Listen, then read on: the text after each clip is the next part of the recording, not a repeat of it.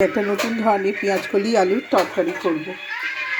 সর্ষের তেল দিয়েছি, শুকনো লঙ্কা ফোড়ন দিয়েছি, পাঁচ ফোড়ন দিয়েছি, পেঁয়াজগুলো দিলাম ভাজবো। পেঁয়াজটা অল্প ভাজা হয়ে গেছে, এবার পেঁয়াজকলিগুলো দেবো, ভাজবো একসঙ্গে একসঙ্গে। এবার আলুগুলো দেবো, অল্প একটু ভেজে নিলাম। এবার টমেটো দেবো, এবার হলুদ দিয়েছি, গুঁড়ো লঙ্কা দিয়েছি, সামান্য চিনি আর নুন দিয়েছি। জল না দেওয়ার চেষ্টা করবো, কারণ এটা ভাজতে ভাজতে ঢাকা দিয়ে দিয়ে করতে হবে। বেশি টেস্ট হয়, মানে খুব ভালো খেতে হয়।